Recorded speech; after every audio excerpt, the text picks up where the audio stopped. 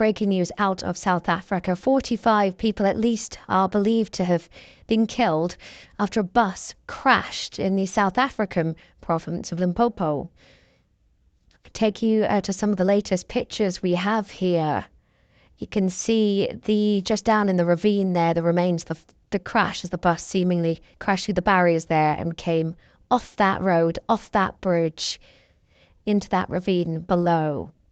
At least 45 people killed, another person seriously injured.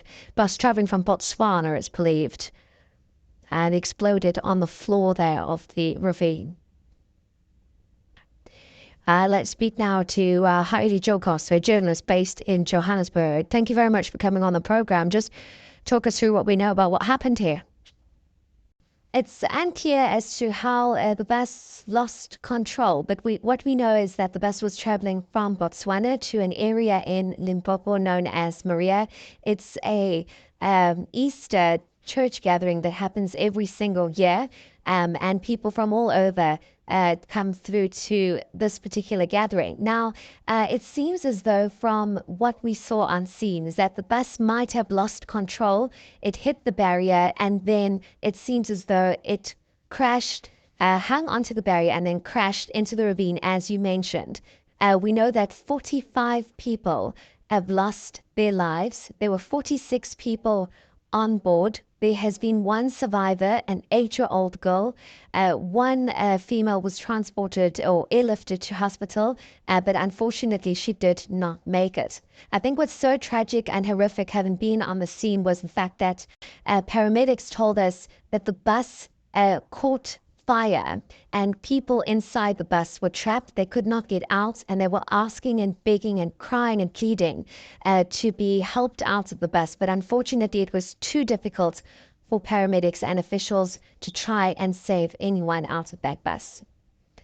Oh, just really dreadful details there, Heidi. We're seeing these pictures from the scene that you referenced and provided there. It looks quite a big drop between the road, that bridge there, and the ground. But as you said right at the beginning, we still don't know at the moment, do we, what led up to this or how it could have happened. Exactly, and we know that drop from the top of the bridge, where it seems as though the bus had the impact onto the barriers and then crashed, is a 50-meter drop.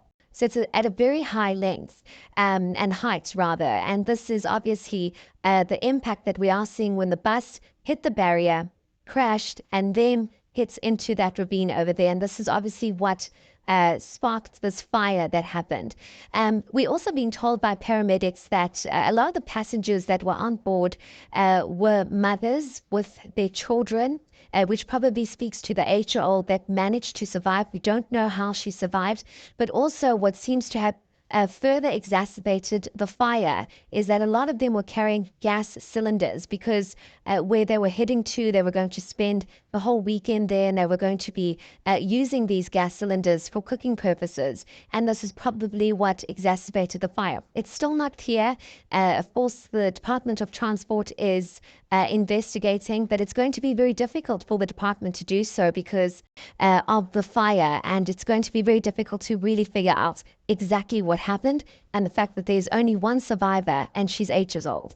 Heidi, thank you so much for talking us through that. Appreciate your time and your reporting there. And of course, if we get any more details there about what happened or what caused that crash there, we will cross straight back to the region.